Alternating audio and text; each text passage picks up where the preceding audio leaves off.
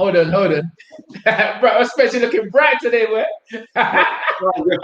This thing. Where's my one? Yeah, I'm holding it. Oh, okay. All right, let's start it because the people are online. Dream it, but I think let me sit higher. Wait there. That's sitting low, okay? You know everything. No, everything lower means higher than you. No, I can't have you higher than me. We have to be parallel.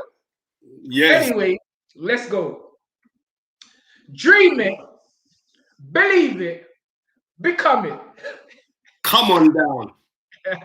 We are not playing this evening, my son.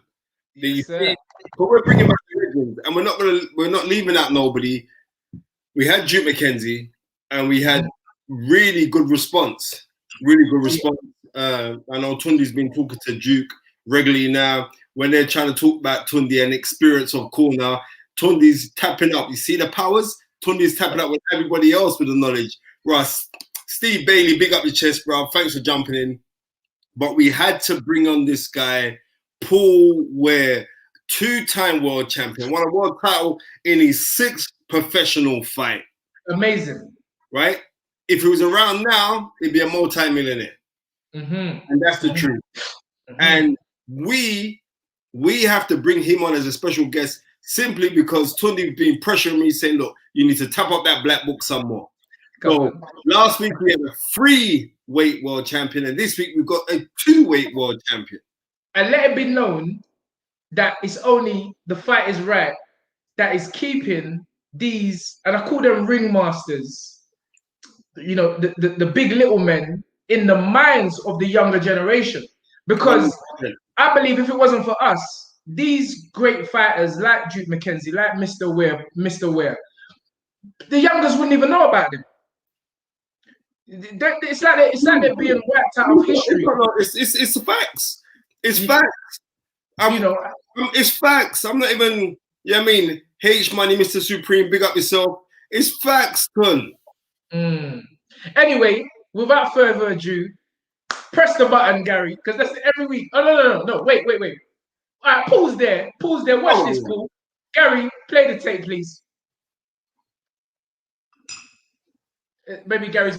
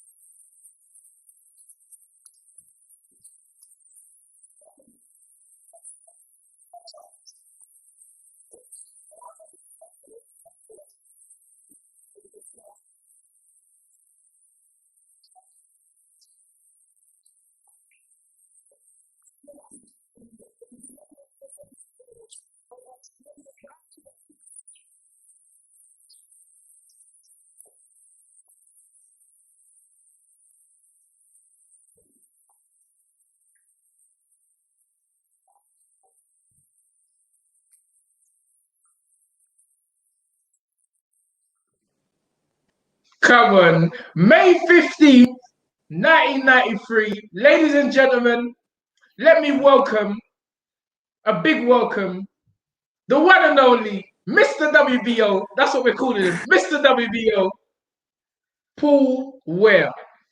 Come on, I don't care if it's just me and Spencer giving you the round of applause. We're giving it to you, sir. How you doing, sir?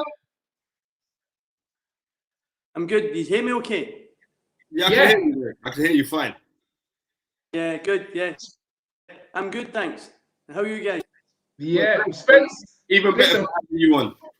But I mean, we've been looking forward to this one, Paul, because you know a lot of these young generation fighters, they may not know who you are, and I think that's a travesty in itself because you know all your achievements. You know, we were determined to really have our say and make sure that the people know who Mr. Paul Weir is because you've achieved big things in the sport of boxing, and tonight is your night.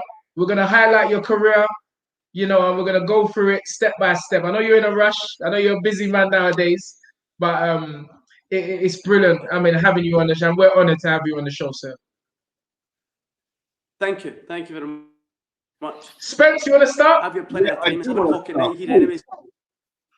Paul, I want to say that it's an absolute travesty that people don't call your name in the. It's like, especially Scottish guys. I was speaking to one of my guys, Richie, who's Scottish, and he was saying to me, he works for MTK Global, and he was saying to me, like in Scotland, people are quicker to call Gary Jacobs' name before they call your name. And I'm saying, that's crazy because regardless that you was at the lower weight divisions, you was what? Minimum weight, strawweight champion, right? And people minimum weight and junior flyweight champion. Yeah, junior flyweight, but strawweight. They at the time it was called strawweight.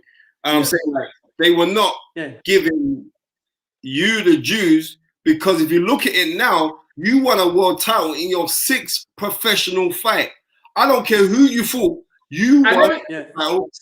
Sorry, Spence. And we all wax lyrical about Lomachenko, but we got a man who done it before Lomachenko. All right, it took us 5 fights. And I remember, you know, that fight, you know, I remember Jim Watt saying, you know, he wasn't a fan of guys having half a dozen fights and fighting for a world title. But what a fight that was, Paul. And, you know, we just want to, you know, that fight, what do you remember about that fight? Just break it down. What do you remember about the fight in total? Yes.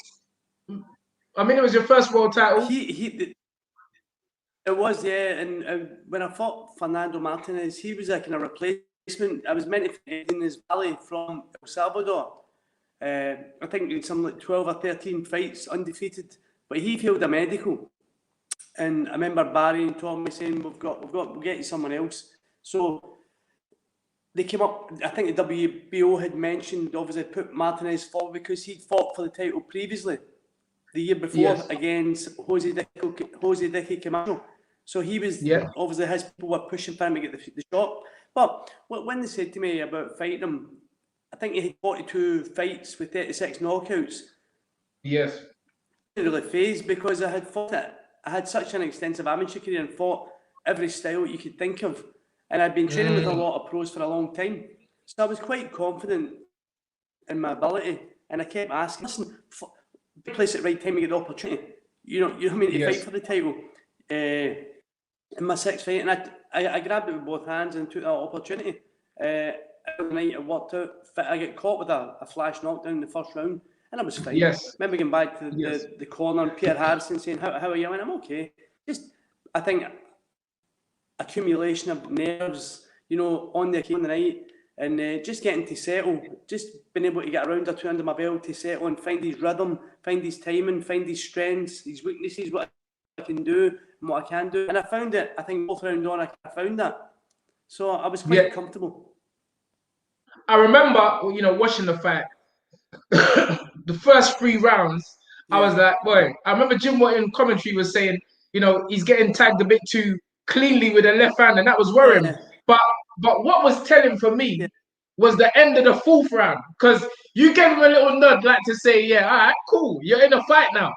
And, you know, that 4th round, was that really the turning point for you? Because watching the fight, that's what I saw. That 4th round, and when the bell went at the end of the 3rd, I think it was the 4th, the end of the 4th, you went, yeah, all right, cool. And for me, that was a telling point. Did you feel that in the fight? Yeah, I knew I took some clean shots. Like Jim said, I get caught with a few shots. And I think, you know, sometimes when you get out there, I was always one of the fighters, although I'm a pressing fighter, I'm a counter puncher. And I always like to make them make mistakes and find them. And I was always, my whole objective was to find his rhythm and find his timing and what I could exploit. Because fighting southpaws, I fought loads of them as an amateur all over the world. Cubans, the Russians, you know, the South Americans, the Koreans, they were all southpaws. So I had no issue in fighting a southpaw. So it was just about finding his time and his range and what I could do and what I couldn't do. And I found it, I think, for the 4th round on, I could have started motoring on a bit. Yes. Spence? Yeah, I remember years ago, like, Gilmore was saying, like, he doesn't know how you make the weight. Like, because even though, because like now, if you look at you, I'm still saying, I don't believe, how the hell did you get to 7 stone and mash? I don't know how you did it. Because I mean, do you know what? Your beard must weigh more than 7 stone right now. I'm not 7 stone now though. I'm about 60 kilo now, so I'm a bit on weight. But I think getting through the whole amateur process in the British team, the Olympic team, and the Olympic squad, you know, that was an education for me. You know, understanding how to make weight, because when I was younger and we went on the national team and you know, we were travelling and we were misbehaving, although we were fighting and doing well, but we could see how the older guys, you know, who were quite decent, they were in their beds, they were making weight, lying in bed. So it was an education, you know, getting through it. So when I turned professional, I had that education. So when I turned professional, I knew how to make weight, because we had dietitians throughout the whole camp.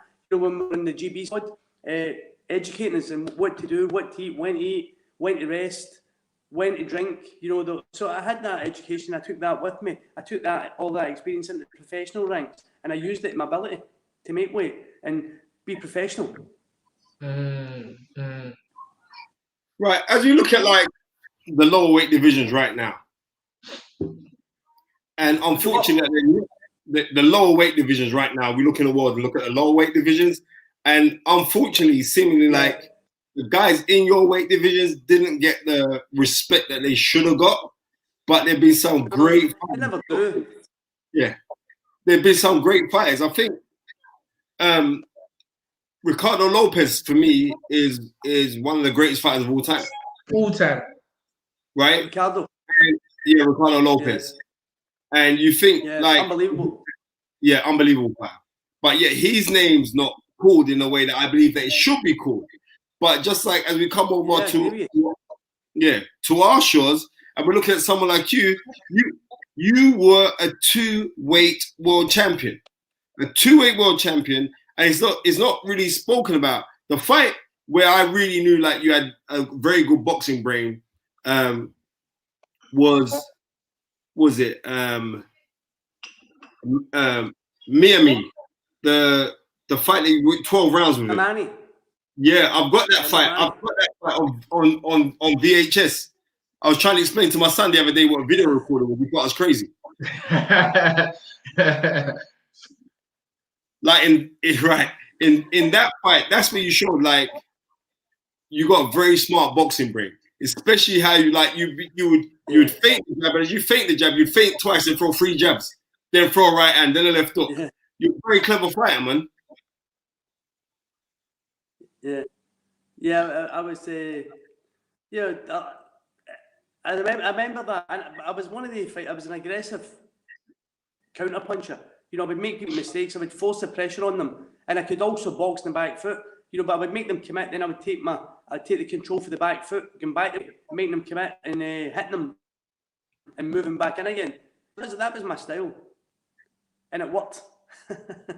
Yeah, absolutely. And I think as well, Spencer. That worked as well, hitting the body. You just took the words out of my mouth, because in that Martinez fight, I kept on seeing you going right hook to the body, left hook to the body, and left hook to the body, right hook to the body. And to me, you know, the cut which he suffered in the 5th round, really that was his get out clause, because you was really putting on the pressure with those body punches. Yeah.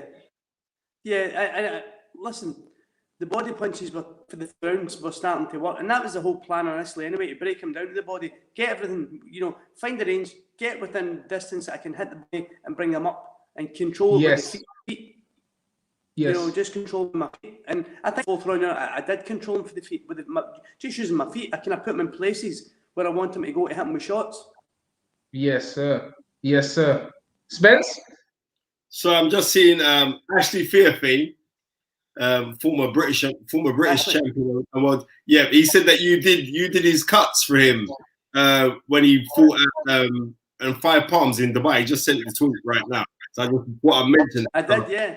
Tell him Yeah, I nice guy. Yeah, Ashley said you're living some big life in Dubai now. You want to give me some money, Paul?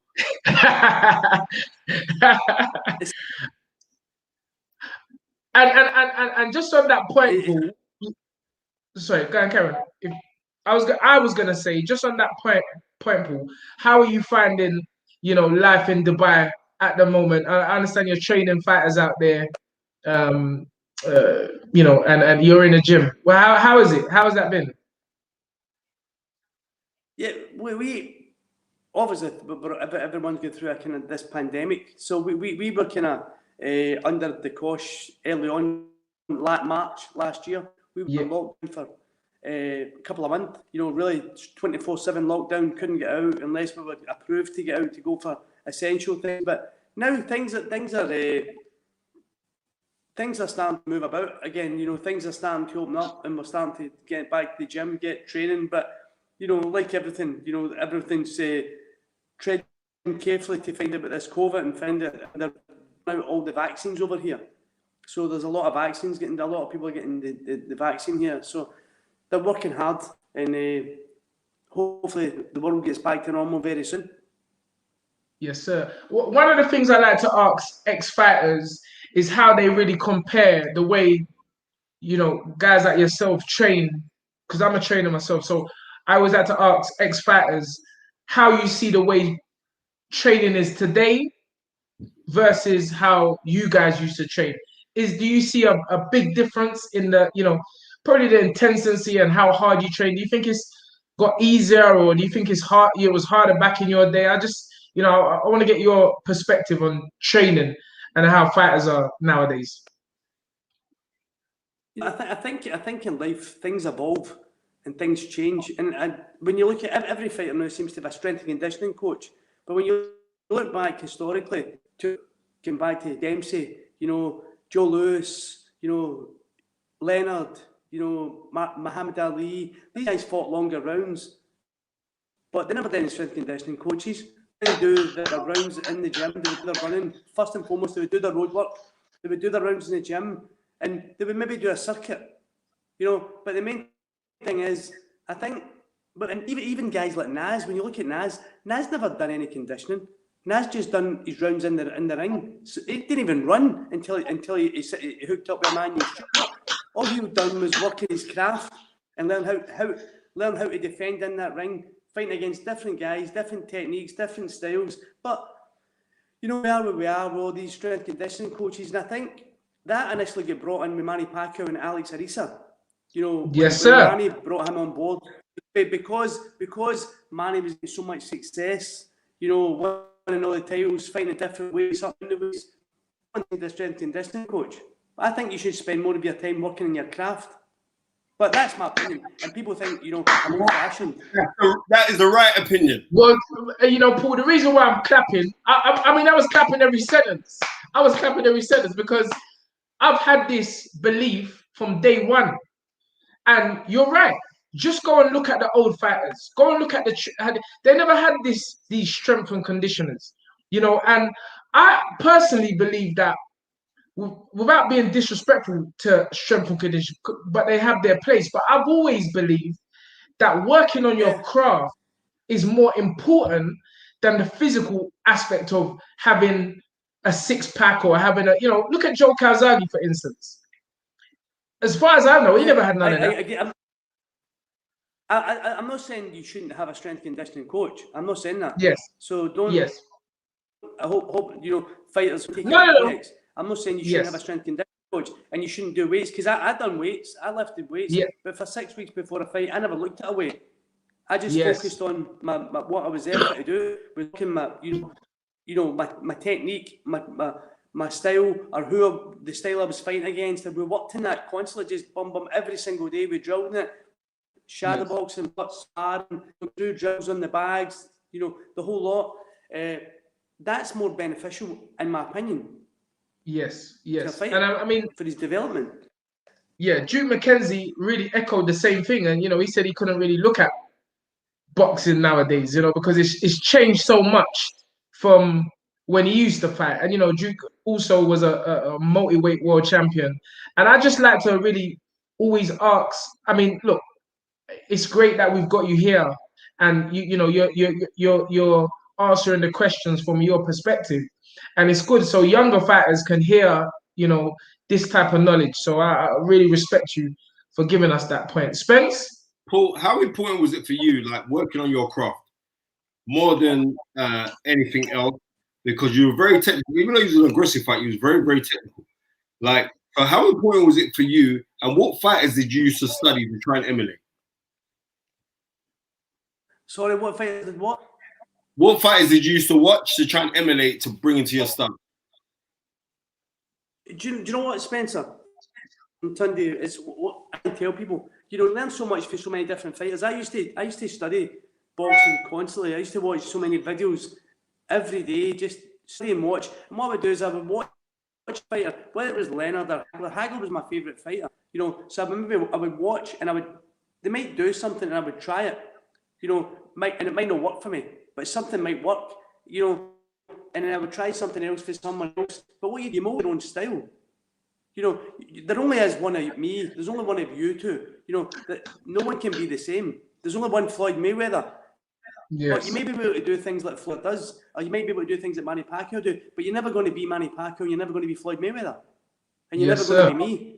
So you have to mold your own style and work to your own attributes of what works for you and doesn't work for you. I think too many fighters try to look like too many different fighters rather than working on their own attributes. That's a fantastic answer, Paul. And it's something I remember myself, Anthony Yard, and O'Hara Davis, and a few and another fighter. We walked into Floyd's gym, and Errol Spence was there with his trainer, Derek James, and he was watching us train every day. And you know, he come over to me, and I was asking him same thing I always do with guys that have done it, you know. And I said to Derek James, you know, you got any advice, you know, I can give to my fighters? And he said the same thing as you. Just be yourself. Let them be yourself. Bring out the best attributes in themselves and learn from everyone. So that's a great answer there, Paul. Spence? Yeah. If we move along, you winning the second world title, was that more important to you than winning the first one? Because like you was coming over. That's the second one here. That's the second one. All right. So was the second one more? That was one of my ninth fight. Yes. In the night fight, you won the second one. Yeah. Was that more pressure for you? Yeah. And what was the feeling like in that fight, Paul? Do you know? I don't think, Spencer, it sunk in for a number of years. When I won the first two world titles, I kind of took that in my stride, and I don't think it really sunk in for a number of years after achieving what I achieved. You know, to really understand what I achieved as a fighter. Every fighter, you know, from amateur to professional, wants to become world champion. I mean, so winning a world title is a massive achievement. But for one in your sixth fight and one in your ninth fight, and at the time, I was the only person to win 2 world titles within 10 fights until Nana anyway equaled me. You know what I mean? And then Lomachenko won after him. So there was 3 of us. So there's only 3 of us in the top 10 to win more than 1 world title. I've won 2, and Lomo and Nana, Aya, have won 3. So there's only 3 of us in the top 10 to win more than 1 world title. Record breaker. So record breaker. Now I think it's sinking more now. You know, when you see people. It's funny, Paul. I don't know. Paul, I searched for that fight, the Oulden fight on YouTube. I can't find it, and I was looking on your page to try and look for that fight. I can't see it. Yeah, it's on there. It's on there. Okay, I'm gonna have to go back and watch that. It's on my YouTube page. I'll send you a link of it. Yeah. Please. I need to study that. Spence? Yeah.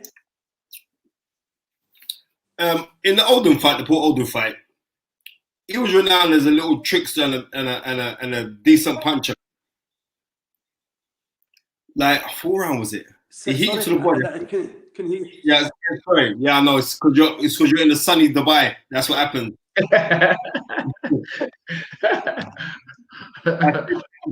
I said in the Oulden fight, yeah, he was known as a bit of a trickster by a guy called Bang.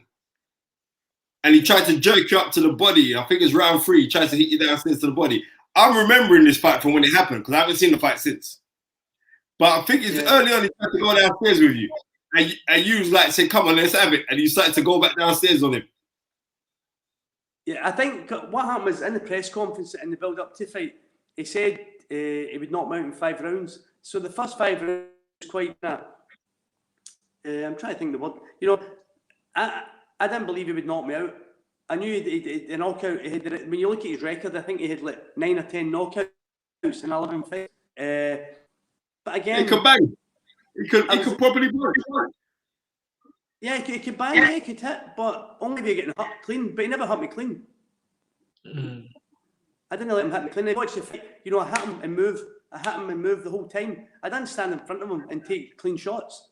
And he did catch me a few times. When I think round 5 and round 7 got me round the side a couple of times. And, you know, I get back in my bike and started moving again until the head clears. But yeah, he could bang. And it was a good fight. One thing I've noticed, which you know I've been observing over these last few weeks, is that I don't know if it's because I don't know if it's to do with the fact that you're lighter guys, but you know yourself, Duke McKenzie, you both speak very well, and you know you go back and look at your careers, you was in serious fights, you know, and usually you know we've seen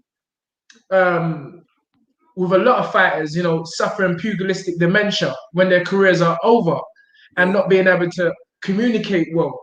But I'm saying to myself, is that because the fighters of old were... I mean, I even heard Clinton McKenzie interview the other day. And it seems like all you old-time fighters are still very coherent. You still speak very well. Do you think this is down to the training methods and maybe not having so much chemicals and protein shakes and all those kind of things? To what would you put it down to? The fact that you know, is it just the dedication to the craft and doing it properly? I think when you look at Duke's record, and obviously the way Duke fought, Duke never took a lot of punches. You know, he was a tactician in how he boxed. You know, he boxed, he moved. You know, he had a good defence. You know, but he didn't stand there taking punches, getting blows. I was the very same. I didn't take a lot of shots.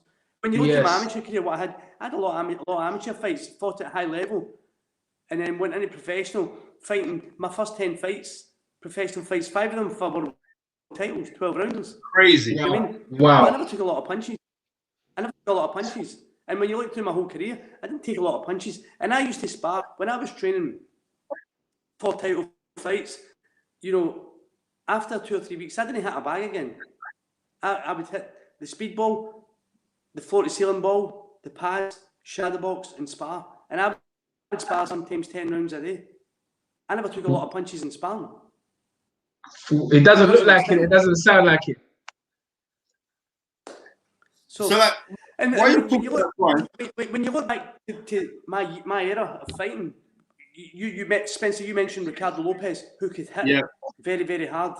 You know, he was a puncher. You look at Michael Carbajal, who could hit very hard. You look at Tony Gonzalez, who could hit very hard. Yeah. Carbajal was a dangerous guys in that weight, that division, although they're small and they're light, they can punch very hard. You know, I mean, you look at some of the guys, some of the knockouts they had. So it was there to get hurt. I didn't take a lot of shots, thankfully. Yes, sir. Yes, sir. So that's the name of the game, Paul. Hit and don't get hit. Exactly. Yes, sir. And that was my style. And when I'm training with any guys, when I'm training with some of the guys, I try and install that and pass that across. You know what I mean? Because you get so many of these, you know, these days, people just want to stand there and wheel punches and take, you know, throw shots. You know, it's an art. And people forget that. People forget this. But, you know, when you look at Muhammad Ali, he exposed that. Yes. To the max. Nazim Hamid exposed that in the modern day. You know, yes. Floyd, look at Floyd gets a lot of criticism, but when you look back when Floyd was a younger guy, you know, a fairweight, super fairweight, Floyd was knocking people out left, right, and centre. Clean. You know, clean. So when Floyd moved up, in weight, Floyd used his brain and adapted yes, to sir. their weight for a smaller guy. Yes, sir. Yes, sir. Yes, sir. So it's Paul, it's a thinking man sport. Yes. So something you said about the sparring. So you're telling me that back in the day, just explain. I mean, just because I like to hear this. I'm always trying to pick old fighters' brains. Just take us through the preparation for take us through the preparation for the world title fight. The number of rounds you sparred. Did I just hear you say you was doing like 10 rounds a day? Yeah. What, you know, mileage. How many miles was you running? I need to know these. I would run Monday to Friday. I would do no massive miles, but I would run at 3:30 every morning, maybe 5-6K max. I would try and run for the time I was fighting, but I would kind of run, although I was a lot shorter and long. What I would do is I would start nice and easy, work up, fartlek run for the whole time, get my heart rate up, but maintain it, and then slow right down again, get my heart rate up, maintain it, working my heart more than anything, understanding how to work it. And then one day weekend, it was Saturday, we would have a long run. And it's funny because Peter Harrison, when I fought for the first hotel, we used to run in a place called Catkin Braes, which was high, you know, getting down the whole time. So I would get dropped off at the bottom of the hill, and I would run to the hill, and I would catch other guys. And some of the guys would be Scott Harrison. Scott Harrison was there. He would run with us at the weekend as well. So once I caught Scott, I would then Peter would pick him up, and I would then run to catch someone else. You know, and we'd done that the whole way. Just the conditioning was, you know, I focused in conditioning more than, as we said, lifting weights. And that was what got me through everything. I think my fitness was second to none. And then again, I would be back in bed at 9 o'clock in the morning. That's 6 o'clock, half 6 in the morning. I'd be back in bed sleeping. I got up at maybe 9:30, 10. I was back in the gym for 12. Then we would have whether it would be the sparring sessions, the pad sessions. You know, we would probably do 20 to 25 rounds maximum, 3-minute rounds, whether it's between shadow boxing, sparring, pads, floaty ceiling ball, speed ball, you know, skipping. We're all doing the same bit. Then we would have a small circuit. And whether it be stomach, you know, just the usual, the press ups, burpees, you know, the whole thing, nothing OTT. Some basic exercises which were used, functionality, which were used within fighting. Excellent. Totally off the non-related. He's paid for it, so I might as well answer it. Right, Matt McKenzie asks Tunde, what's up with Yard and Bilal? What's the next move? # Lions in the camp. Well, listen, we're here to discuss Matt McKenzie. We're here to discuss the great Paul Weir's career. But as you know, we're in a pandemic. We're waiting dates for Anthony and for Bilal. And the next move is just keep doing what we're doing, and that's the only way to answer it. We're looking forward to it. We're looking forward to starting again, and not really starting again, but continuing the journey. Both guys are still in the embryonic stages of their career. So, Mac, thank you for the concern, but they're all good right now. We know Anthony had such a test in 2020 with four deaths in his family via COVID. So, it was a real tough year for Anthony. So he's, right now he's in Mexico. I mean, if you look at his social media, you know that he's with his family. And he'll be back. And same with Bilal. Bilal's training hard and he's ready to go. So, Mac, thank you. Let's continue about Paul. But you see, Paul, what is they pay for these questions, so we got we got to answer them. But anyway, back onto your illustrious career. Yeah, I mean, are you actually training professionals now? Are you training professional fighters in Dubai? No, I don't. I work some when there's shows here. I do cuts for MTK when they've got the shows. I get and do the cuts for any of the guys that are working. Stephen Ward was over. He was doing an exhibition with Thor. You know, the strongman. I saw that. I was wrapping Steve. Yes, I wrapped his hands and wrapped Thor's hands. But no, I'm not really involved. I train a lot of people, and some of them are amateur boxers, or they come through and train. But I'm not consistent working with any professional fighters. And it's not to say I wouldn't do it in the future going forward, depending who it was, and it just depends on the right fighter coming at the right time, I suppose. Yes. Well, I'll tell you something. I mean, I've got two new assistant trainers, Duke McKenzie and now Paul Weir, because I've got both your phone numbers. So I'll be phoning you guys and getting all the knowledge and an experience that you can offer me, because I respect the elders and I respect people that's done it. And to be honest with you, those are the only really people I listen to, because you got the t-shirt, you wore it, and you've had a great career as a professional, Paul. And myself, personally speaking, I really appreciate you coming on the show and just sharing a few moments of your illustrious career. Yeah, Paul, quickly, because I know you got to go. Funny, sorry, it's funny, Tunde, you get mentioned. It was actually Dean Poole, God rest his soul. I was in conversation with Dean, and Dean had mentioned your soul and gave me your phone number, believe it or not, and says you need to speak to this guy. I'm trying to think what it was, why Dean wanted me to give you a call, but Dean wanted me to call you, and I didn't do it for some reason. Time just went on. I think Dean was must have been up working with Ricky Burns, something in his career. I think when Ricky was Commonwealth champion, before he was world champion, this was. So yes, I meant to tell you that. It was a long time ago. That is, what I'm telling you. Anyone who knows me knows I'm a very spiritual person, and when you was talking about wrapping hands, Dean Power come to my mind straight away, and it's a wonderful world we live in, a beautiful world. The crazy world. Nothing happens before its time, and I'm honored to talk to you, and I'm even more happy that you shared that story. God rest his soul, Dean Powell. Great man, me, Spencer and Dean.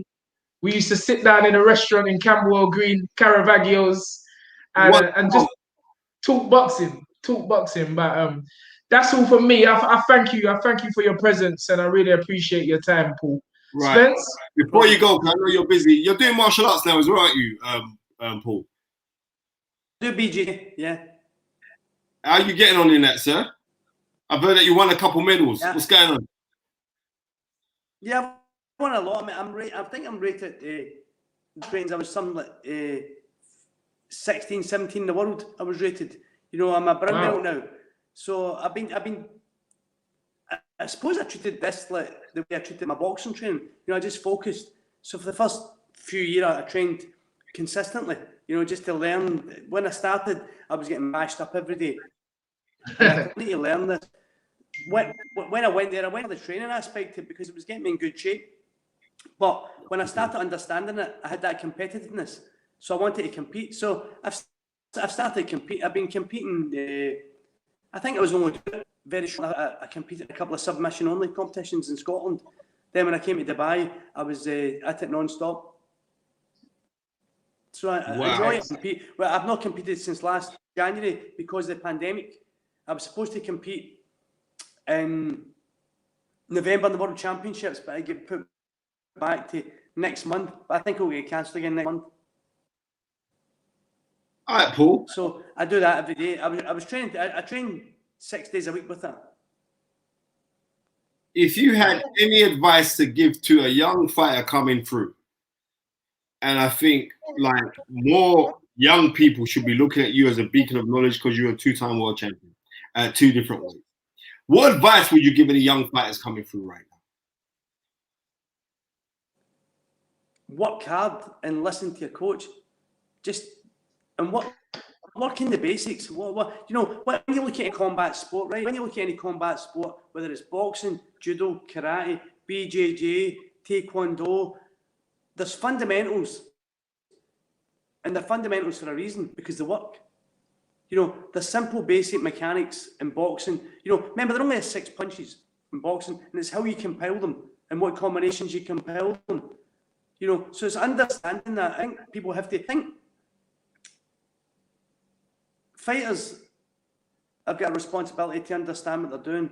You know, they listen to the trainer, but they can't just listen to the trainer. They have to go and explore it and look at old guys, look at old footage of different fighters and how different fighters work, how they fight, how they spar. And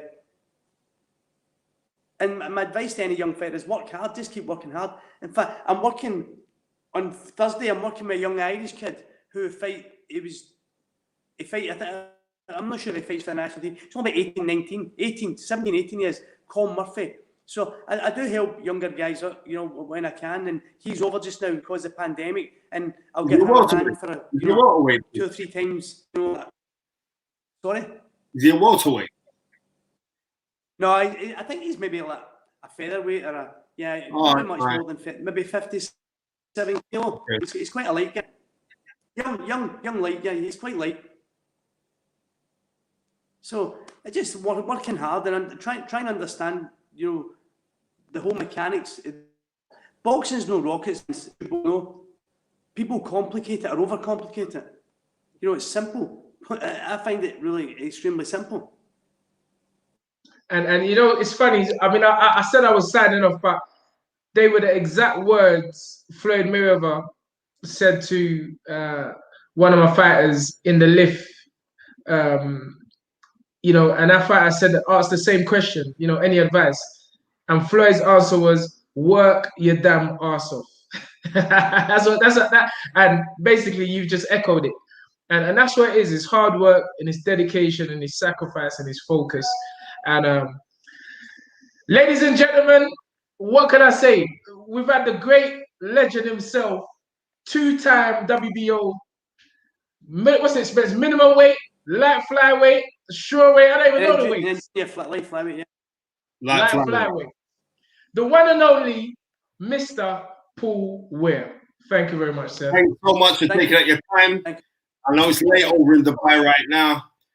You take care. Yeah. Look after that belt as well. All right. I'm coming out to Dubai next month, so look after that belt for me when I'm coming out there. No, where you over next month? Yeah. Yeah, hopefully, yeah. I've got some business to go take care of. Yes, sir. So we got to hook up. We'll catch up when you're over, definitely. Okay. 1,000,000%, bro. 1,000,000%. It's been a pleasure, my friend. Take care, Paul. Yes, sir. Thank you. Yes, sir.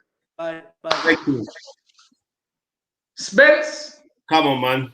Come on. Gary, switch us over. You know I'm not on that other side. I'm on the other side of the camera. Thank you very much. The ant and dip routine that we got going on here. We've got to keep it moving. Listen. What a great man. Lovely guy. And he just kept it 100. And the thing is this, for all of his accomplishments and everything else, like I'm saying, it's sacrilege that his name's not called. But I guarantee you, after he's done this with us, people are going to start calling his name. And we get more calls for other interviews because he's a beacon of knowledge. He's a very, very humble man. And it's crazy. Like he's talking about raps and learning from Dean Powell. And who taught me, Spence?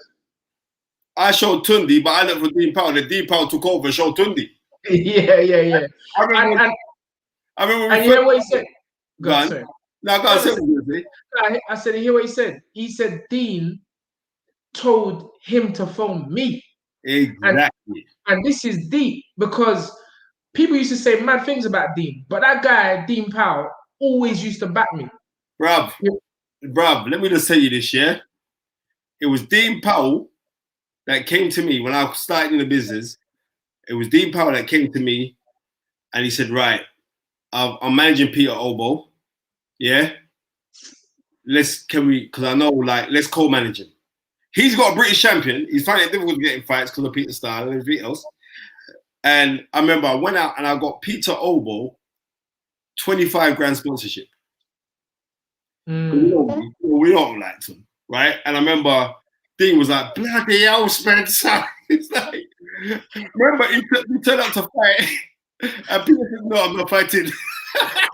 Oh, yeah. Well, Dean Powell, yeah. Dean Powell was vomiting in the changing room, right? And Jimmy Tibbs came to look, son, look, you're saying the Lord saying that you shouldn't fight anymore, but I'm a man of God. You should fight. Bro, Dean used to give me joke, you know. Bro, and listen, Dean Powell, what happened one time I said, you know, I'm just coming in the thing. And I remember Dean Powell used to match all of Amir Khan's fights. Yep. And obviously, Amir Khan, you know, he won the when he got a silver in the Olympics. Then he rematched Kindelan, and he beat Kindelan. But I remember when he just turned pro, I was like, Dean, how much money is this, bro? Because you know me, I'm a Niger man, so I need to know the facts and figures. So I was like, Dean, how much money does this Amir Khan make? He went, fuck, you know, sorry for the language. He said, Dean Powell said to me, Dean Powell went, it's a bloody travesty how much money he's bloody making. He's like, bro, the guy's earning too much fees. Like Dean was saying, this is not right. Man's getting this amount of money. I don't know, bro. Dean Powell, he used to make me laugh so much. Big up boxing beats and rhymes. Let me just tell you this now. Peter Obo, yeah? That guy. Oh my God. Right. Remember, Tun, my first year, I was working with Danny Williams, Andy Smalls, and Peter Obo. They were the guys I had. My first year in professional boxing. And Peter Obo, the guy he used to punch like he had bricks in his hands. But you see the way he used to train? He used to hit the bag like that. That's why nobody could tell me about this thing. It's inside you. I'm telling you. You know, power is from inside. Because this guy, remember, he used to do the press-ups and walk across the gym. He knocked out Ollie Clementson. Ollie Clementson, no joke. Clean. Peter bang him out clean. All now, I don't even know if Ollie Clementson got up. Hey, Peter he just ripped up the script. That wasn't meant to happen. Yeah. That wasn't meant to happen. Yeah. You know what I mean? So for those times there, it's like there's enough like little riffs in boxing between this guy and that guy and blah blah blah blah blah. And if Dean was alive today, there wouldn't be any riffs because he'd done their riffs. Because he was the one that he would done those riffs. You know what I mean? If he did something that was wrong about a certain promoter or a certain trainer and he find that is wrong, goes, nah, Spence, come on now. And you know what I mean? That's how Dean was. Because you know what? The first time me and Dean bucked up, because for ages, Dean never used to like me not to. Ages. Like me. I don't think, you know, Dean, let me tell you, just touch that. Dean's character is what, if he didn't know you, then you could get the impression that he don't like you. But he Swear down. I'll tell you the story. Go over here. And it was like, Danny Williams was fighting Bob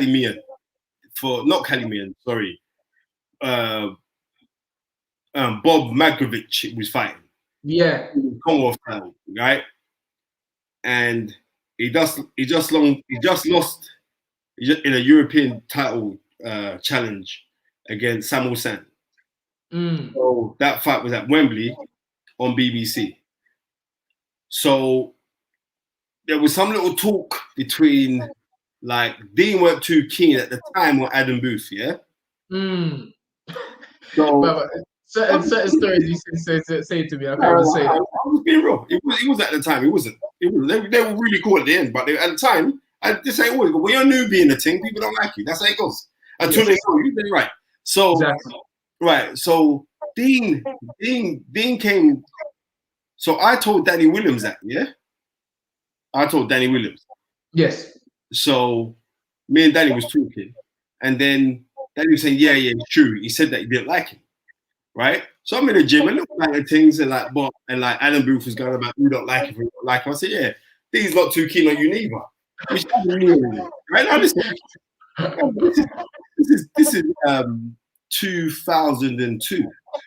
The knowledge. Right? So when Danny's fighting now,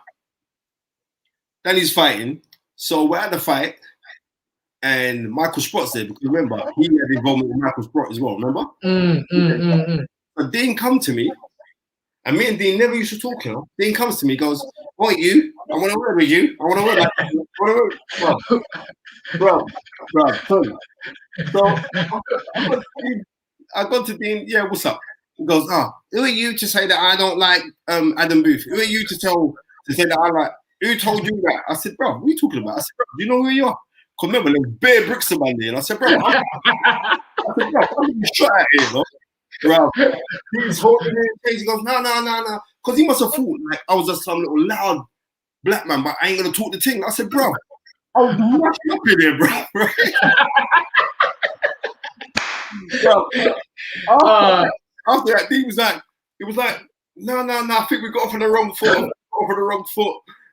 He goes, no, it doesn't matter. I said, listen, I'm not disrespecting you. I don't know you, D. As far as I know, you don't like me. You know what I mean? So he's like, he goes, no, it's not like that, bro. From that day, Tun, you see my daughter, Kalila, not a birthday, not a Christmas, that Dean wouldn't buy her Christmas presents. Not, you know what I mean? Not, remember, he always used to take us out to eat down at the, was it Caravaggio's? Right, always. Listen, I just had the most respect for the guy. And this is what I'm trying to say. And this taught me certain things. It's like, sometimes it's just an introduction to somebody. Yes. And when you talk to someone, then they, you know what I mean? Forget about the demeanor that you see on TV. It's like, now people say, Tunde's this, Tunde's that, blah, blah, blah, blah. No, but listen, because they don't know you. They ain't sat down and spoke with you. They don't know that you're going to come at your house around Christmas and bring a bag of trainers for the hood to give out to kids. They don't know. No, but I'm just telling you. So people get judged wrongly. And would it say that God only made people different for us to know one another? And that's it. We shouldn't make no excuses that because we're all the same. Because energy goes where it flows. And if someone's tuned in on your frequency, the frequency should just be love. And I had bare love for Dean. And I was so gutted when he passed away. But that's another story for another day, because he had bare time for me and he had bare time for me as well. You know what I mean? So, and for the mere fact that Paul Weir just called his name, may Dean Powell rest in paradise, man. And just because you don't hear a man talk your name to you, always know that it doesn't mean he's not praising you to another person. Because look at that. It's like Paul Weir, you know, I'm a student of this thing. And it's a name I've always heard in boxing. But for me to hear him say that Dean Powell said, you must phone this guy. Now, listen, I remember they did an article on Dean Powell, and he's speaking about up-and-coming trainers and up-and-coming faces in boxing. And the sorry, I've got to put this up. What? This girl is serious, you know. I'm 4'5" Tunde. I'm a kid from the hood. No, you're not. You're a big woman, babe yourself. You got bare money, Lady Shan. Come on. Right? And I remember Dean in the Boxing Monthly, there's an article and he talked about up-and-coming trainers, up-and-coming fight figures. And he called 3 names. And out of the 3 names, only 2 of them are still here. He called Andy Parnell, he called Tunde Ajayi, and he called Spencer Fearon. It's mad. All right, I done talk. It's mad. And listen, you know what? We wasn't even going this show, but this has been a fantastic tribute to Paul Weir and God rest his soul in paradise, Dean Powell. Because you know, I think, to be honest with you, Dean Powell, one of the best matchmakers ever. Now, the guy hardly got anything wrong. Listen to me. Listen to me. When they got that Rubio man who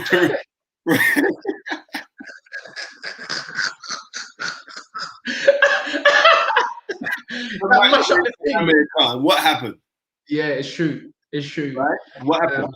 Right? I remember when they brought back Amir Khan from the Braders Prescott fight.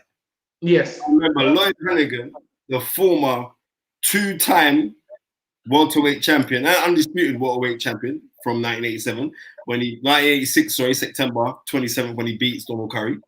The knowledge. Lloyd phones Dean Powell. I was with Dean because we were in the CAF together, right? Because Dean would come down this time when I was working out at a ring gym.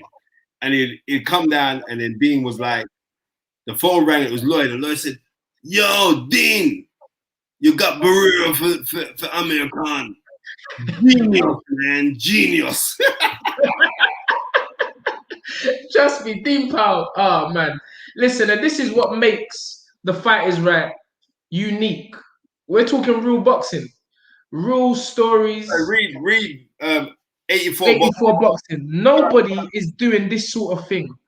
Everyone only want to interview people who are hot right now. These guys don't need to clout chase to get respect. Real boxing fans, people appreciate this. 84 Boxing, thank you very much for that, sir. Yeah, appreciate that comment. Appreciate that. For the simple thing, and this is, listen, you see when Paul Weir is talking about studying old fighters and blah, you have to wake up very early to say you study more boxing than me.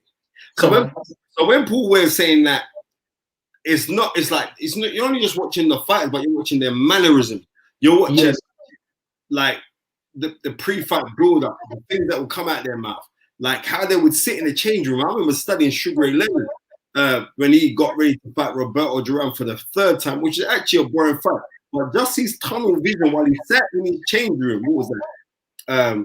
December of '89, when he just sat in his change room, like with that kind of tunnel vision. All of these kind of things that you'll watch, you'll still bitch from the mannerism of how marauding Mike Tyson would storm around his change room. You'd look at all of these kind of things like it's an energy, and energy doesn't lie. That's one that you want to understand. The language that doesn't lie is the language of energy. There you go. Right? There you go. It's universal. You know what I mean? Man over there could speak Russian, that one could speak Japanese. That don't matter.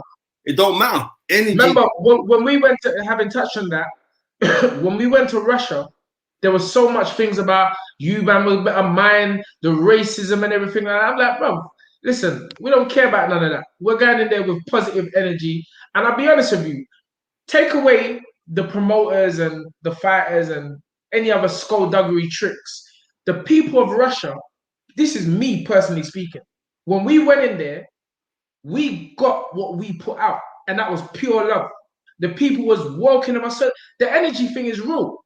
You know, what you put out is what you get back, and energy goes where energy flows. So that's a great point, Spencer. Like you've heard the story of the two travelers, right? Two travelers are riding on their horses. They leave from one town, they go into the next town, right? The man at the gate stops them. He says, "Right, where you going?" He said, "Well, we're traveling to your town." The first traveler says, "What's the town like where I'm going into?" He said, "It's exactly the same as the last place you left." The man said, "Oh, I had a terrible experience there." He said, "Oh, you're gonna have a terrible experience here, but go through." Second man rides up. He goes, the guard at the door says, "You're here to travel." He said, "Yes, I want to travel through. What's the town like?" He said, "The town is exactly the same as the last place you left." He said, "I had a fantastic time at the last place that I left." Well, he says, "Travel through because you're gonna have exactly the same time here." So everything is down to perception. There you go. There you go. Everything is down to perception. It's and real. Winston Churchill said that. I love Winston Churchill, man. Winston Churchill said that a pessimist looks at every opportunity as a calamity, and an optimist looks at every calamity as an opportunity. So there you go. Look at things. You know what I mean? It's how you look at things. And like right now, I'm just grateful that people, what's that? Kevin Cooper says, anyone ever turned up to sparring unknown, just thought, wow. Yeah, I'm gonna tell you a quick one. I remember when Larry Eckendale sparred with Chris Eubank Jr. Yeah? And I remember after the spar, I remember Larry's a welterweight, right? And Chris Eubank Jr. is big.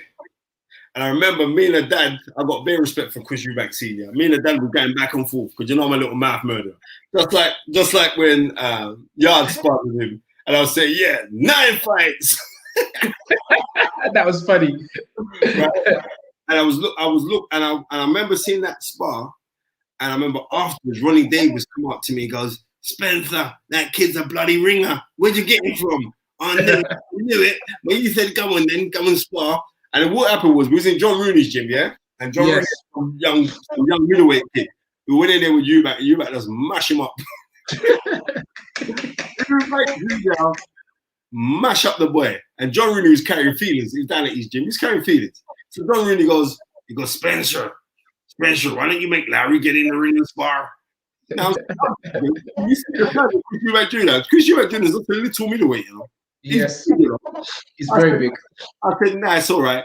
So he goes, oh, what's the matter? Are you scared or something? Now he's saying that in front. So then Larry, being with little Nigel self, said, no, uncle, come we go. Yes. And they sparred 4 rounds. And it was only the last round that Eubank Senior could touch him. Larry skilled him up. That was very, very impressive. Sparring. Larry's actually got on tape. He's let off the time where Eubank jumped on him, but he shot the whole spar. If he shot the whole spar, I'm going to get that straight to him. It was a wicked spot. I thought Larry was something special. All right, well, listen. He never did nothing. Listen, finishing off, we just want to, let's say like the last 5-10 minutes, just talking quickly about current affairs and what's happening in boxing. And have you heard anything? We keep on hearing Garcia, Pacquiao, and Garcia. And I was on Lady Shan's channel last night, and I said, this is all Corona talk. None of these fights ain't happening. What do you think about all these? It seems like everybody's calling out everybody, but none of these fights are actually going to happen. Well, you know what? I'm getting sick and tired of hearing everybody call out everybody else right now. Yes. Because it looks like Errol Spence is putting his attention elsewhere right now. Yes. So I'm not. I can't be asked. I'm just going to keep this thing 100. I really, really can't be asked. I'm waiting for. I'm waiting for the main fight to be called out, and that is AJ versus Tyson Fury. Yes. Right, and there's talks like it's moving in progress. Boxing beats and rhymes. He keeps his finger on the pulse. So tell us what's going on with there. I believe that fight that's gonna be signed in a few weeks. You know what I mean? What's that said again? The AJ Fury fight will be signed in a couple of weeks.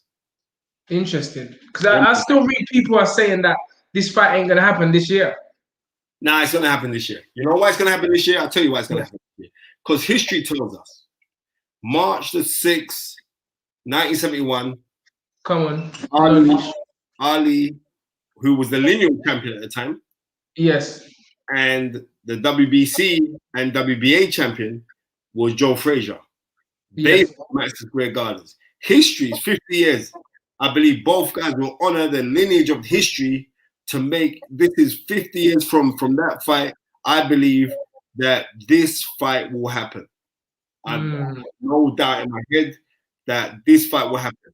And not only that, but for 2 British guys to fight, heavyweights to fight, we've seen time and time again where it's been on the anniversary of the fight, like when Lennox Lewis beat Gary Mason. That was the anniversary of Ali Frazier. So I don't see why this fight won't happen. And that was the 30th year. So imagine that we spent now 20 years. I could see this fight, and I could see this fight happen. No doubt in my head. 100%. And we're going to be really touching on that. Hold on. Steve Bailey says, really looking forward to Conor Benn's next fight. Do you think he will win it? It's a tough fight, but I'm going with a young gun. You know, I've seen Vargas against his fight. I saw Vargas' fight against Virgil Ortiz, and he was in there. You know, he was shoulder rolling Ortiz and going, nope, I'm getting clapped with a left hook at the same time. So I know pressure of Conor Benn will mash up Vargas. Yeah, he's gonna. I think Vargas is in for a shock because, as I said, I love Rob. Big up Jermaine. Yeah, I mean, super sticker. Big up yourself, right? Thank you very much, sir. I'm saying now that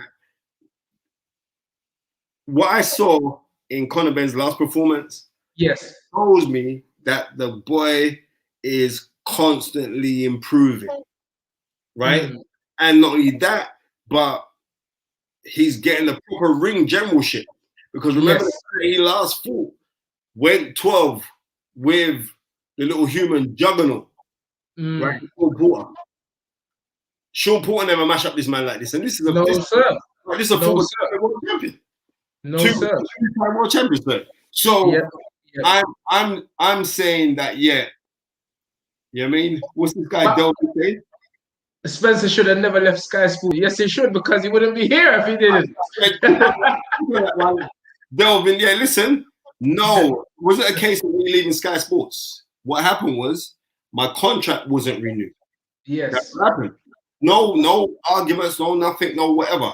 And I was offered big money to start another podcast for somebody else, right? At the same time, Tunde came to me and said, you know what, Spencer, I'm ready to talk boxing with you now, you know? I said, all right, then I hope you get up early in the morning. He said, I'm ready now. I'm ready. Let's start our own thing. And what I realized is this is either ownership or the slave ship, right? Come on, talk the thing. So I said, let me go with something where we're saying ownership. And the ownership is where we have 3 guys, myself and the man behind the cam, Gary Blake, where we're saying we're going to take ownership of our own thing and build our own thing, because we're bringing something different to the simple fact that you've got 2 men who are actually inside boxing. We're seeing loads of these podcasts and all the rest of it. There's not really 2 men inside boxing. You'll get 1 man who's inside the boxing and 1 guy who's a host who don't really know nothing about boxing. Or then you get one guy who is inside boxing and the other guy is inside some other sport. So when people say I should never left Sky didn't renew my contract. No arguments to all the rest of it, because I'm going to be 100 with you. I kind of outgrew my status there, and I was becoming still. And as I was becoming still, people know when it's hard when you're in a place and they say, oh, well, you shouldn't be keep on blabbering about all this history stuff and blah, blah, blah, blah, blah, blah, blah, because no one's not interested. Well, hello, I've seen the numbers that we're getting. We've done 1 million views so far with The Fight Is Right.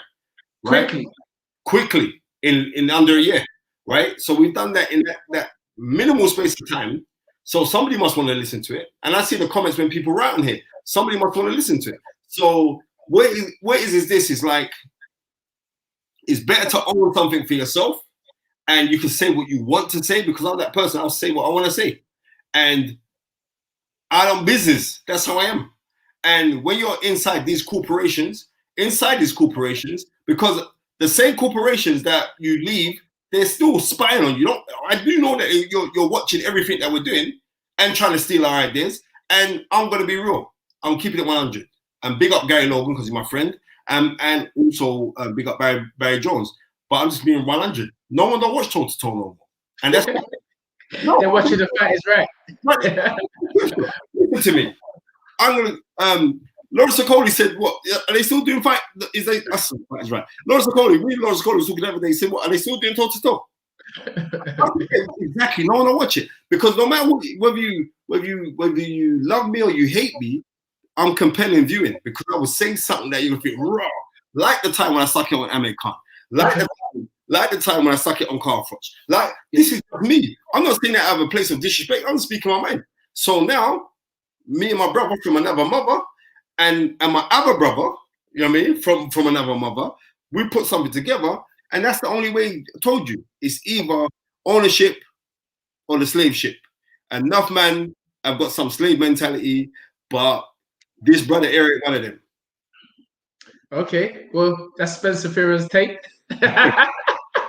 But Sky, you can still phone us and give us any offers for us.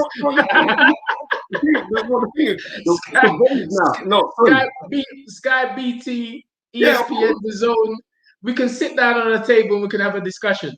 1,000,000%. But I'm also, like I'm saying, right, thank you very much. Yeah, I mean, look, 84 boxing, put that up. Thank you. And I'm not boasting. Man must think I'm not boasting about this thing. I'm just telling you on the reels. You know what I mean? I'm just telling you on the reels. I'm, like I said, I'm grateful for doing things with my guys then, where I feel very appreciated what I'm doing. Like when Tunde says, "Guy into the black book," that's all. I'll get a phone call on a Sunday. Tunde says, "The black book," and put down the phone. He knows you better go get a guest. Yes, and it's easy for me to reach out, because most of the guys are in my phone book, because I like speaking with old time fighters and romanticizing them, and the new guys, they're the ones who are coming to me because they respect the knowledge. So I'm grateful. Gary says, tell the people about the watch-alongs. Yes, we have some great watch-alongs coming up for you guys. I think the first one is gonna be is it Dylan's the first one? Or yeah, is Dylan, it Dylan White versus Pavek. Yeah, we're gonna be doing a watch-along for that. That's gonna be Warren and Lara on the 27th. And we're probably gonna do the Canelo same night. Yeah, definitely got to do the Canelo. 100%, not probably. Yeah, 100%. The next thing, it's like there's bare talk that Eddie Hearn's gonna leave Sky. Oh, yeah, I mean, right, that's the talk. No. Spence, why you listen? We're talking about it's already out. A lot of people made videos. Wait. No. I said, what moisturizer does Tunde use? He's shining too much still, fam. Bro, you don't even understand. I told you already that Tunde's sponsored by Cocoa Bar. Cocoa Bar, come on. It's the energy. It's the energy. Energy makes you look like this, bro. So you gotta just make sure you're moving with the right energy. But anyway, come on, Spence, carry on. So we're gonna be doing. So the reason why I'm saying this, why I believe that it's a good thing, right, is that it's the accessibility to fights coming on the zone. Because think about it, in the space of a month, we had Triple G, Ryan Garcia, and Canelo, right? Yeah. In the space of a month. Yeah, and this month we got Canelo again. For $2.99. $1.99. Sorry, $1.99. Sorry. Yeah. Even though it's introductory, but you got to think about it. What DAZN are doing, remember, you got smart TVs connected to your TV, away you go. Right? So you can't argue with that. I'm not gunning Sky because you know what? Sky gave me a fantastic platform. You know what I mean? And I can't knock Sky. They gave me a fantastic platform. But I'm just keeping this thing 100 when it comes to the boxing, right? Some of the shows that they've been putting on of recent, they've been dead. And you cannot say the shows have been better that we've seen on DAZN. The shows have been better on DAZN. I don't think the commentary has been better. No, they're going to give us a call soon, don't worry. Yeah. We might get a call from Sky. No, I'm just saying, like, I think what DAZN are trying to do, they are trying to cater for young people. That's what I do know that they're trying to do. I think when it comes to Sky Boxing and also the other channels, I think they need to start catering for the younger crowd and the crowd that is more hip. So I think they need to get somebody inside them that understands what is hip, that understands the genres or. So what about BT then? BT is our channel at the moment, and I think BT are improving day by day. I think no, I'm not looking at BT. BT are improving. Yes. BT are improving, but I think the person that makes BT hip for boxing on the rules is Anthony Young. And that's not you're his trainer. I'm just telling you. No, but it's the truth though. You know what I mean? Numbers don't lie. Right? Anthony Young vibes up the place. Right? Numbers don't lie. I'm telling you that. All right then, Audi LST, what's his name? Right? Audi alias T, sorry, right? Spence, no way. Okay. Let's have this conversation in 2 months' time. Oh wow. Maybe you know something we don't. But this is the Fight Is Right, Audi. So I don't put anything Spencer said. You gotta listen to what Spencer says. Because this guy has got all the inside knowledge. I personally don't know nothing. I just listen to Spencer. I'm like, tag on to the friend. No, I'm just listen to me. I'm just telling it how it is, right? And this is not me hating on nobody. Right? Yeah, wait. Let me read this comment. Rab86 said, I heard Eddie Hearn talk about creating his new platform, therefore create more content like Access 24. This is lacking in boxing in the UK. Love to know boxers more behind the scenes. Thank you. And listen to me, it's already been created. Last week was the announcement of Eddie Hearn's new platform, Matchroom Media. Right? That was last week. So it is what it is. And you know what? Anyway, I think wait there, stop there. We're giving too much energy to other platforms. This is The Fight Is Right. I'm not giving no. Let's just stop it right there. We're here to discuss The Fight Is Right. Let's carry on. Anyway, listen, Spence, we've gone on. Well, this was only supposed to be a half-an-hour show with Paul Weir, but then we touched on the late great Dean Powell, and then we've gone into boxing talk. And that's why our boxing conversations can go on forever. There's always something to talk about. But Audi alias TT says Norman DAZN should hook up with Relay IQ BBR's Bruce Fein. Unless it's the knowledge and Tunde Ajayi. There's no one that should. He says that as well. He says that again? He says that as well. He calls the knowledge. Okay. From the time he's calling my name, he's calling your name. You know the rules. Yeah, but listen, we know that is. Yeah, I mean. Let's read some of our access 24 for Yar's next fight. That'd be amazing with Stammer. So 100%. We always bring the vibes anyway. I think that's what Spencer's talking about. There's no excitement the way you look at the press workouts. Paul Weir just sent me a message saying struggling with the sound, but thank you so much for having me on the show. Big up you and Tony. No, brother, big up you, brother. Yes, absolutely. Big up you. Absolutely. Big up Paul Weir. Absolutely. All right. All right. Let's just read off some of these and let's wrap up the show. All right. Yeah, we've read that, Rav. What's your thoughts on Warren giving up his IBF belt? And what's your predictions for Dickens versus Galahad? Dickens is my guy because he's an MTK global guy, but I have to keep this thing 100. Galahad's already beaten him, and I think now Galahad's coming to his own. I think Galahad, it was a close fight that Galahad had with Warrington, but unfortunately, I don't think he should have pressed more because he should have pressed a little bit more. And you're fighting on a man's home turf. And it was more to do with the fact of that crowd that Warrington brings. He should have stepped on Warrington and he didn't do. He was making him hit, he was making him miss, but he wasn't making him pay. But yes, and that's my take.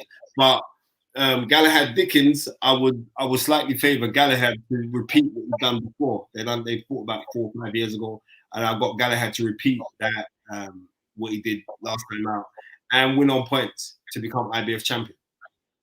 You got take your hat off to Kid Galahad because despite losing to Warrington, he's never given up his own self-belief. He's like the general for that gym. He's a man that is showing the young ones the dedication and the commitment you need, as a fighter, and he's never given up. And it seems like, if you don't get through the first time, you keep trying until it happens. And I mean, this could be his chance. This is a great opportunity for Kid Galahad to become a world champion. And that's not to, discredit or put out of the race Jazza. But I think if Kid Galahad win this, you can't help but feel there's some justice for all the trials and tribulations he's been through in the sport of boxing. So it's going to be a good fight. Right, Uzi says, go to that. The Knowledge and Tunde should form a boxing academy for youngsters trying to come off the streets. Anyone who wants to try boxing, yeah, it would be amazing. And you know what, I agree. This is something that me and Tunde spoken about years ago. Years ago. It's going to happen. There's no issue. It's going to happen. It's going to happen. It's going to happen. And it's going to be, you're going to leave coming in there as a child, but leaving as an adult. It's going to happen. Because boxing goes, it covers so many areas. It teaches people discipline, and structure. And there are parents who don't instill these key things in children. From the discipline, your child can't do anything unless he's disciplined. So boxing does teach you that, and the day we wait for the day when we'll be able to, give back more than what we're already doing to the community and have a structure where we can be doing things like this. So Yeah, man saying keep the show going to 9, bro. No, I've got a panorama documentary to watch. Yeah, we need to watch that documentary on BBC One. Exactly. BBC One. Panorama. That's what I've got to go watch. Yeah, but Spence, it's been a great. It's excellent. It's been a great show, and if Paul is still watching, you know, regardless if he's still watching, this is going to be available for you to watch back on YouTube instantly. But thank you again, Mr. Paul Weir, for joining us and blessing us with your presence and knowledge. You know, you had a master knowledge, but he gave us some knowledge today. He dropped some knowledge. And you know what I mean? And I'll say to all you little young cats who are going to be watching this in a week or 2 weeks' time or all the rest of it, Kieran, unfortunately, ain't going to 9 o'clock, bruv. I'd like our producer wants to go to 9 o'clock. You know what I mean? Might have to super chats money over and I might stay, right? But, yeah, mate, I'm going to keep it 100. I've been really, really honored to speak with my brother from another mother, Baba Tunde Ajayi. Really honored to go speak to my brother in the Far East, my Scottish brother in Paul Weir. This is Spencer the Knowledge Fearon, and Tunde ends the show like this. You know the set. Dream it, believe it, become it. Come on down. Plum, please. Thank you, everyone. Join us. You know what? We're gonna have a big guest to the end of the week. We're not gonna call his name right now. Bobby Wright, you monkey. Why are you sending the super? Bobby Wright said 9 o'clock. He wants to go to 9 o'clock. 9 o'clock. Our phone. I'm gonna do an Instagram live with Bobby in a minute because there's no way I'm keeping to 9. I've got to get ready to watch the big documentary, bro. That's what big up out the A-list, peace out, lads in the camp all day. Come on. Yeah, so we're gonna have a great guest for you. You know, it's a you can't even talk because if you talk, it's people are gonna work it out. So we just have to say we got a good guest coming. We got a good guest. We got a couple good guests because since we done the Mackenzie one, loads of ex-fighters been phoning. John H. Tracy, the former welterweight champion, knocked out Jose Napoles.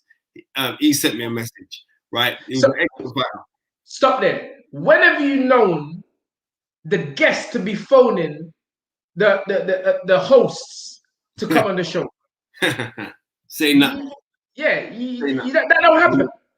Colin McMillan, former WBO featherweight champion award. Yeah, I mean, just phoned me, said, I think I just watched Duke and everything. It was excellent. It was excellent. Really good, really good. Yeah, I'm just ringing to see if you're all right. And I said, Colin, I know you want to come on the show. No, I'm just ringing to see how you doing and everything else. And I didn't cool. Say nothing. But you know, I say nothing, Colin. You know your family. We're going to get you on there, Colin. Yeah, man. Sweet P, Sweet C, yeah, bad boy boxer. Come on, man. He was the guy. Bad boy. Remember you said the little locks thing? The little locks. The little locks thing on his forehead. No, I took that hairstyle, you know. Where were you? I had that hairstyle, you know. You're an idiot. I have that hairstyle, man.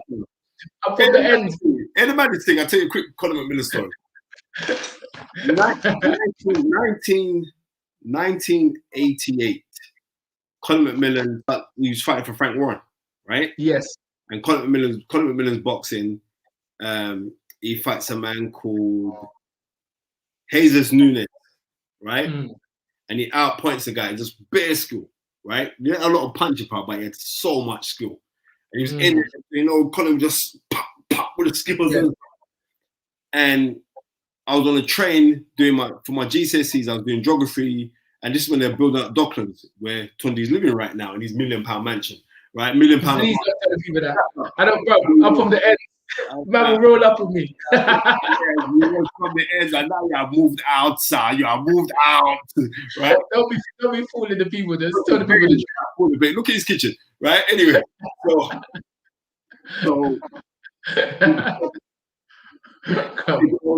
I'm on the tram to do my Docklands homework field project. So I'm on there, and I was like talking to one of my mates, Alan Miller. And I said, look, right now in British boxing, the only man that I'm looking to watch is Colin McMillan. Yeah? I've never met Colin at that time. As I said that, Colin McMillan got onto the tram.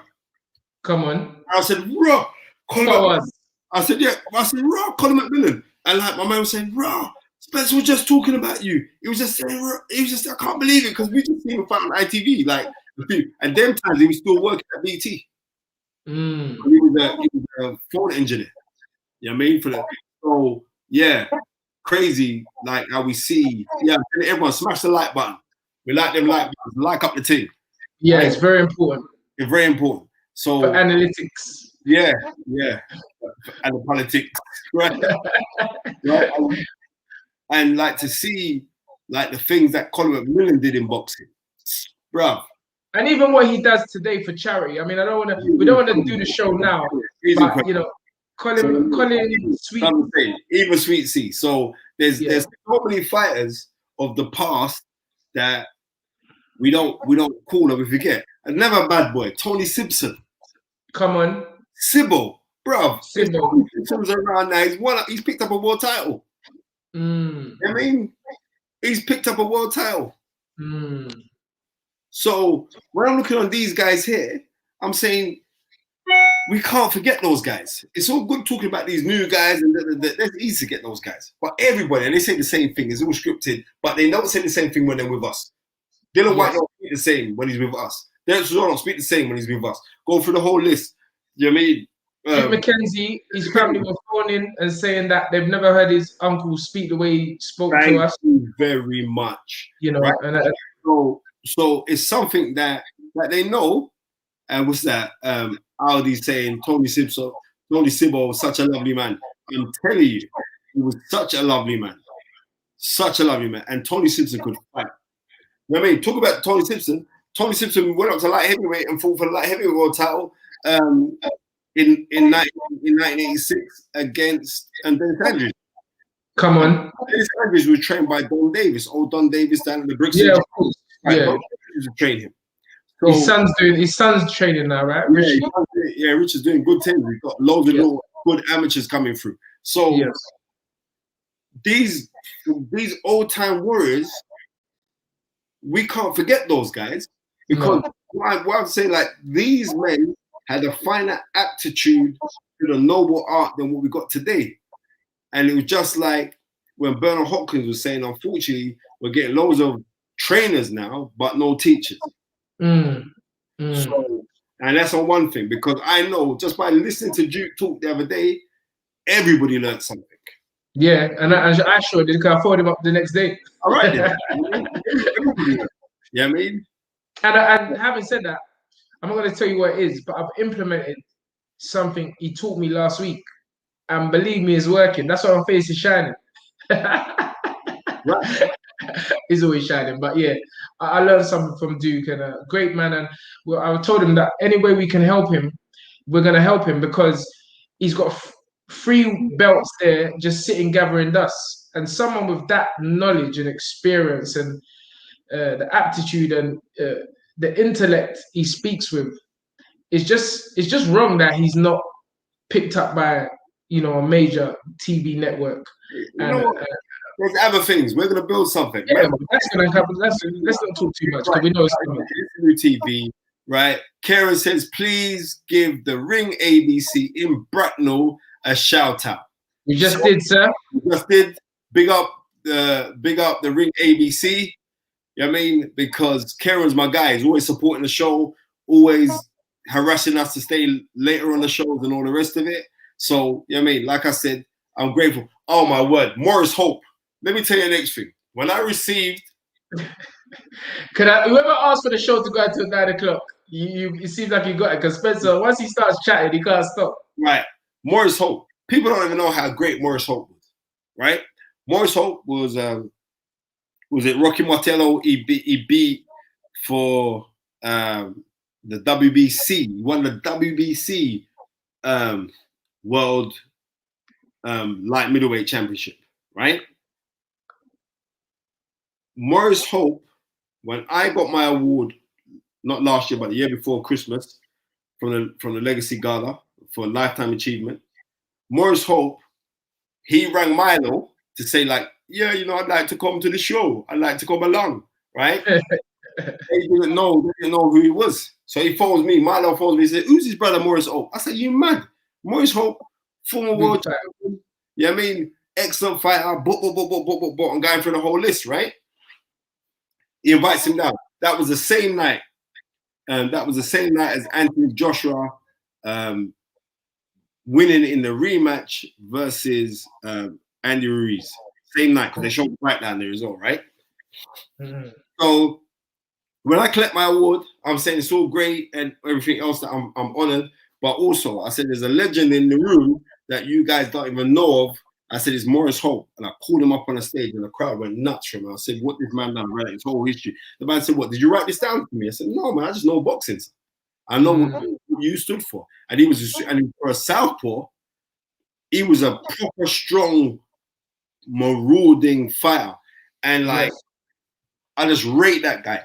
And the next thing is it took the great Wilfred Benitez to beat him. Yeah, but that was a vicious knockout. That Wilfred Benitez. You can't rap with Wilfred Benitez. He's a serious guy. That's another fight. You know, Wilfred Benitez. He's in an old people's home right now. Yeah, right? Yeah. There's pugilistic dementia. And this man can punch like nobody's business. Yeah. But he up there top 5 greatest defensive fighters. Yeah. Right? Yeah. I still got that tape from you with Sugar Ray and Wilfred Benitez. And next thing, while we're here, because like I was saying earlier, I was explaining to my son what VHS was and video. He's still looking at me like I'm mad. Like, what? Right? And I said, yeah, Uncle Tunde has got daddy's legendary. But you know what the crazy thing is now? You know, you can keep them tapes because we've got YouTube now. We got YouTube. Yeah, they don't even go with us no more. Yeah, everything's on YouTube. For mental reasons, I would like to have that because you see, like when Mike Tyson used to watch the old, right? I just had videotapes of boxing, and Tunde used to come to my house and lash them.